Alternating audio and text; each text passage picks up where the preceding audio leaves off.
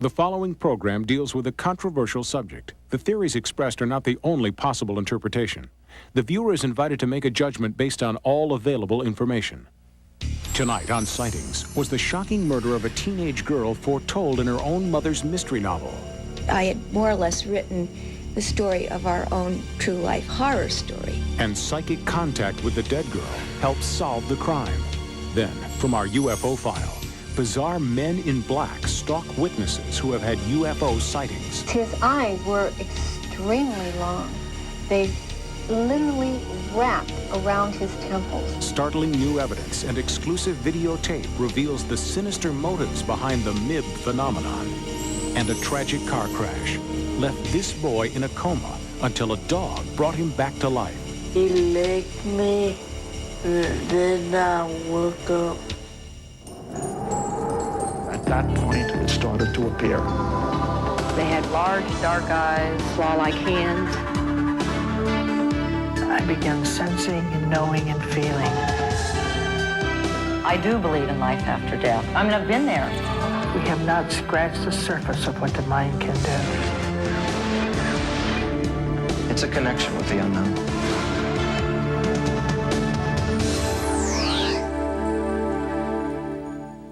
Welcome to Sightings. I'm Tim White.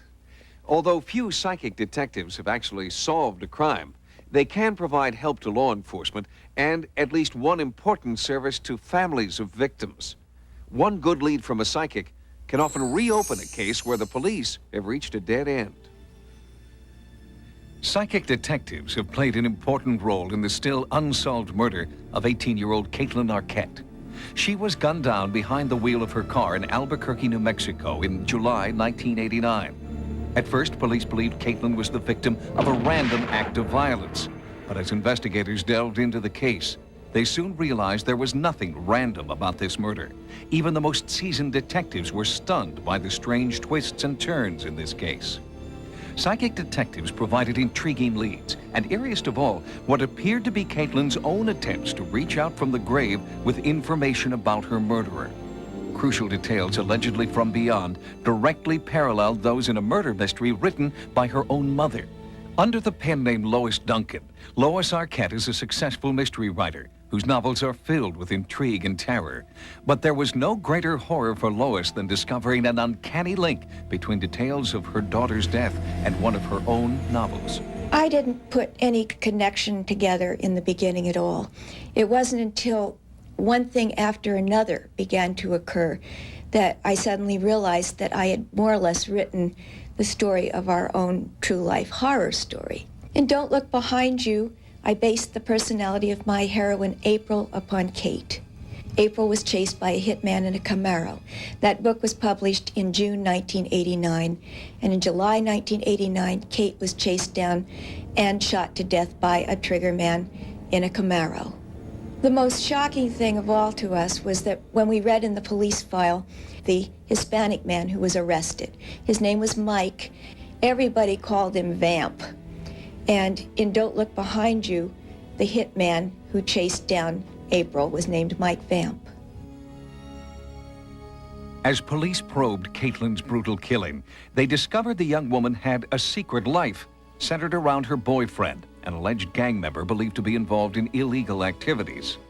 But investigators were unable to establish a direct link between either the boyfriend or his gang and Caitlin's murder. With the police department at a dead end, in desperation, Caitlin's mother turned to local psychic Betty Minch. I rang the doorbell, and this middle-aged woman answered the door, and I looked at her. I had an instant feeling that I knew her. It wasn't that I'd met her. I had invented her. She was physically identical to Ann Summers, the psychic detective in my book, The Third Eye. Betty Minch considers herself a bridge between the living and the dead. Minch claims she can pick up messages telepathically while in a meditative trance, channeling the words of the dead through the keys of her typewriter. Usually I get a lot of color moving in my head. Then out of that, sometimes there will come maybe an image. And that's when the words seem to want to start pouring into my head. It was a very clear contact with Caitlin. She was right there. We had the idea that Caitlin was in some kind of trouble, that there were other things going on that the family wasn't quite aware of. Amazingly enough, it appeared that Caitlin was conducting her own murder investigation from beyond the grave. Some of the messages Betty Minch claimed to be receiving provided police with important new leads. Investigators soon received an anonymous tip from someone who'd seen one of the Crime Stoppers posters the Arquette family had placed around Albuquerque.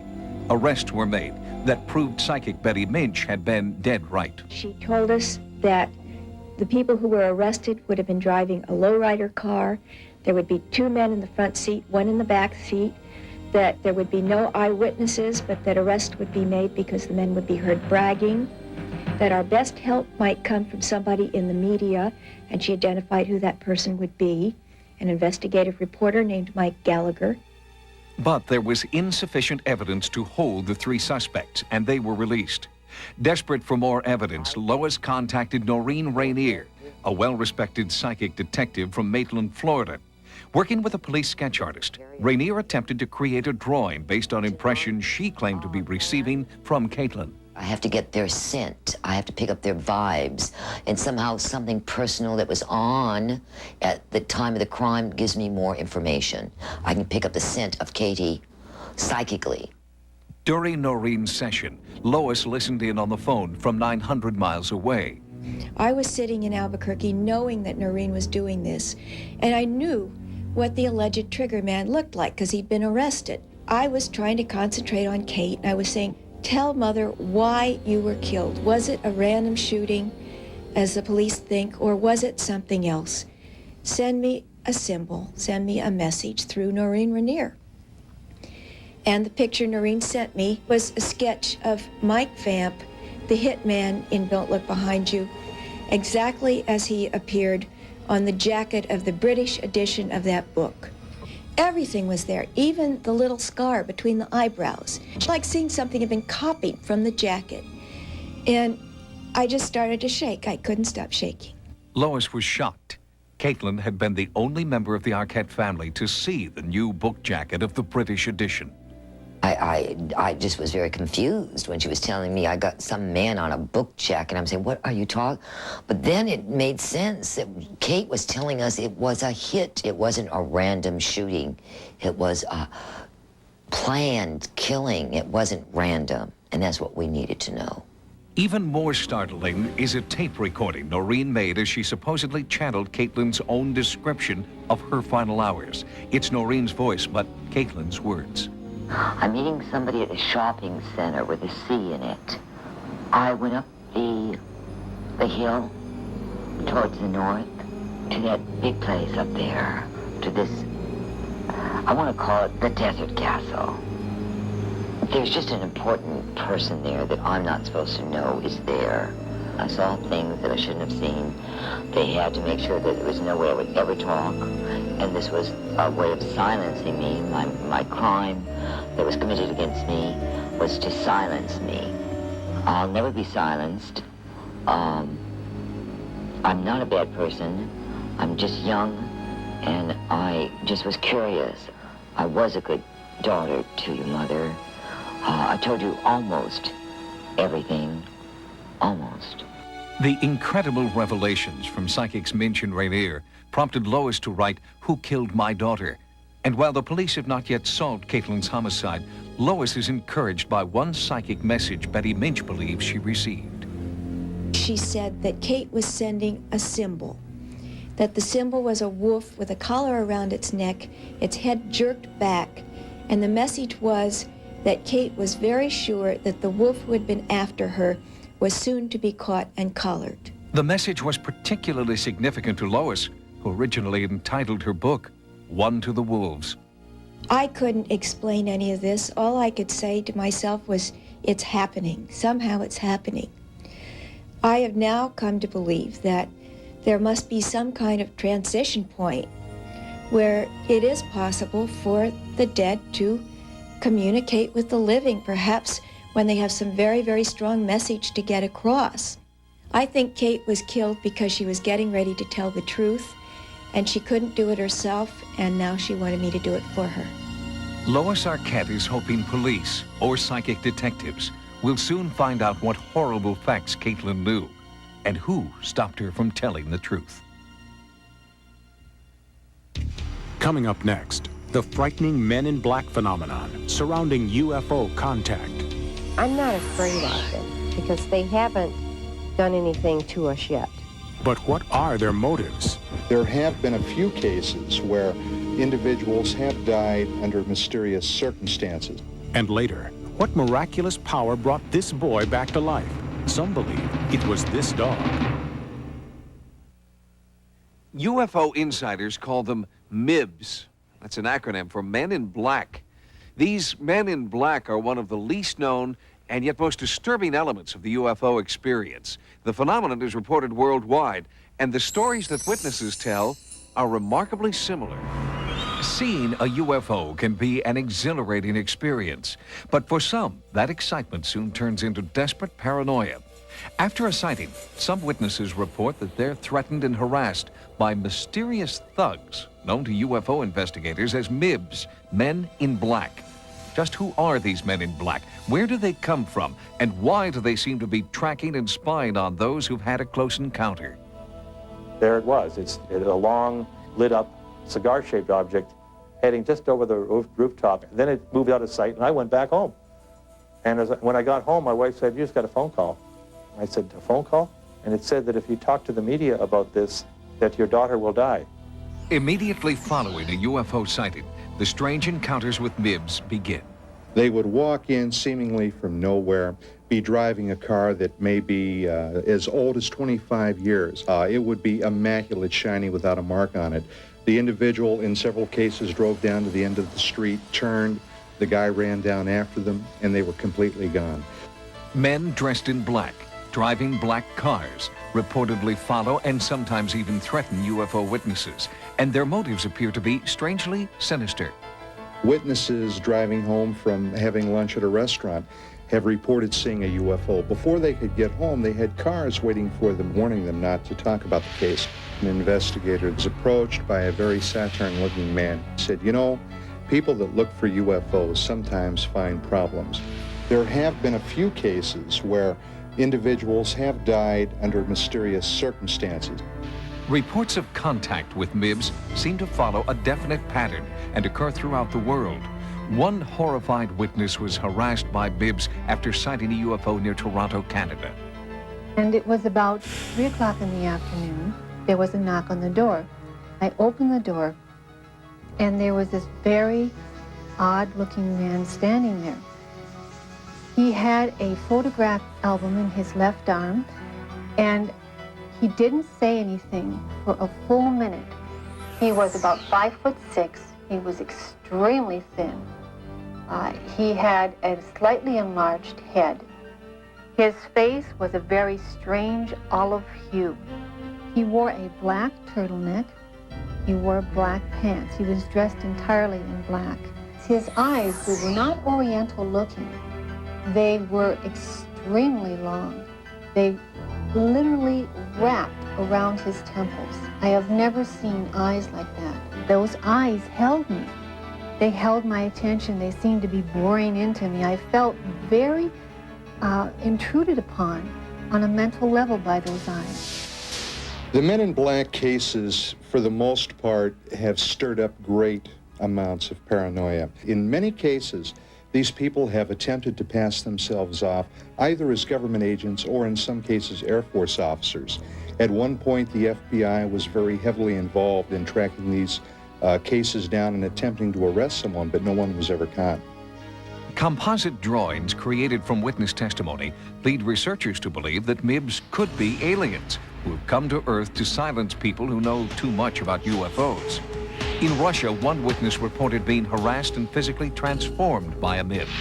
Professor Paul Stonehill translated the Russian newspaper story about the woman's MIB experience. His touch was paralyzing and left effects upon the body of those whom he touched. The daughter, she became magnetic and she would attract metals. And like her hands became sort of electric conductors. Her touch caused electric shock. This is taking place now because the article is from April of 1992. MIB encounters are so disturbing, investigators fear many valuable witnesses might never come forward. Those who do believe their lives are in danger and claim MIB surveillance intensifies when they contact the media. I think what has happened is they've gone to the black helicopters. So I think that the men in black have just left their black Cadillacs behind and taken up black helicopters. These helicopters, which have been described almost as a black Huey-type Army helicopter with no numbers visible, have appeared almost silently with no helicopter noise that you associate with it. Shirley and George Coyne are the Midwest directors of the Mutual UFO Network, MUFON, a UFO research organization. The Coynes claim that they are being tailed by this silent black helicopter devoid of the necessary FAA identification numbers. This video, shot by Shirley Coyne, is the only footage of an alleged MIB encounter. Well, this is the day we had a meeting, and the copter met us about halfway between Flint and Flushing and followed us all the way to our meeting place. I'm not afraid of them because they haven't done anything to us yet. And I feel the more vocal I am, the less they're going to do. Is it possible that aliens with a secret agenda are harassing UFO witnesses? Or could MIBs be cleverly disguised humans trying to silence those who've had close encounters? Investigators continue to search for answers. It's just something that there is no explanation for. And by working on these cases and trying to use a scientific and investigative formula, we try to get to the bottom of them, but sometimes there doesn't seem to be a bottom. Coming up next, do animals have miraculous healing powers? Some say a dog brought this boy out of a near-fatal coma. He licked me, then I woke up. Researchers are just beginning to understand the complex nature of psychic ability. In their efforts to prove that ESP exists, the most startling evidence has come not from human subjects, but from animals.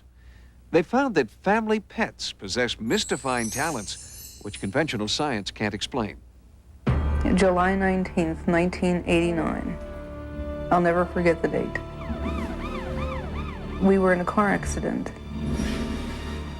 My daughter Lauren was killed in the car accident. I broke my neck. 1 David 1099. And Neil sustained a traumatic head injury, and it put him in a coma for 3 months. Lucky is not a word Amelia Stortz would use to describe her son Neil on that tragic night 3 years ago. But Neil was lucky to be alive. He had suffered a very severe brain injury, and he was in a very deep coma when he came to us. Neil survived, but doctors did not know if he would ever regain consciousness. He could have been in it forever. That would be a vegetative state. And what happens in a vegetative state is that their brainstem kind of kicks in and takes over their heart and lungs and their gastrointestinal system, and their eyes are open and they have sleep-wake cycles, but they don't have the ability to follow commands and they're not aware of their environment. In a seemingly hopeless case, where modern medicine can't provide all the answers, alternative forms of treatment may be called for. Since 1982, the Animal-Assisted Therapy program has been providing Houston area hospitals with animal companionship for patients who may not be responding to more traditional methods of health care.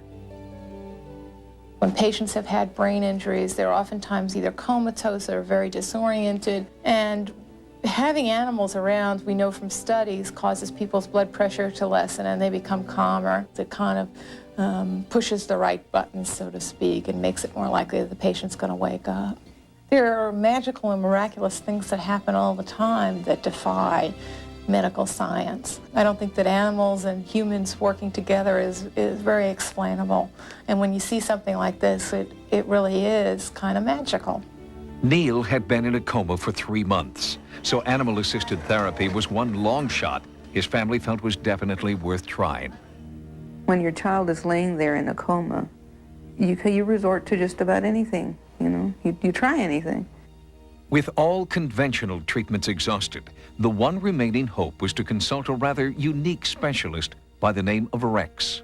Rex was part of a regular visitation team as part of our animal-assisted therapy program, and he happened to get up on Neil's bed and lick his face, and within several hours after that, Neil began to speak. He licked me, then I woke up. It's pretty amazing. But if you're going to credit anything or anybody, why not credit Rex, the wonder dog? Was Neil's recovery a miracle? Or could it have been the result of a power animals possess that we do not fully understand yet? I mean, this was a really big tragedy, you know, to have a little boy that's in a coma, and his little sister was killed, and his mother was also injured in the accident. And it was just, you know, too much for most of us to even conceive. Neil had a lot of previous experiences with animals and really loved animals, and there's at least a hunch that it was a very normalizing experience for Neil and something that he could relate to, instead of us saying, open your eyes, close your hands, you know, yelling commands at him. It was really kind of neat that an animal kind of brought him around.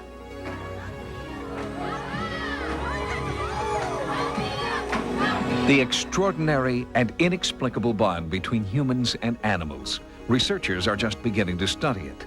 But Neil Stortz has already found his proof in a magical friend named Rex.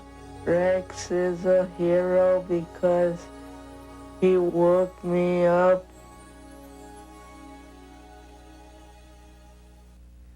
Thanks for joining us. For Sightings, I'm Tim White. Good night.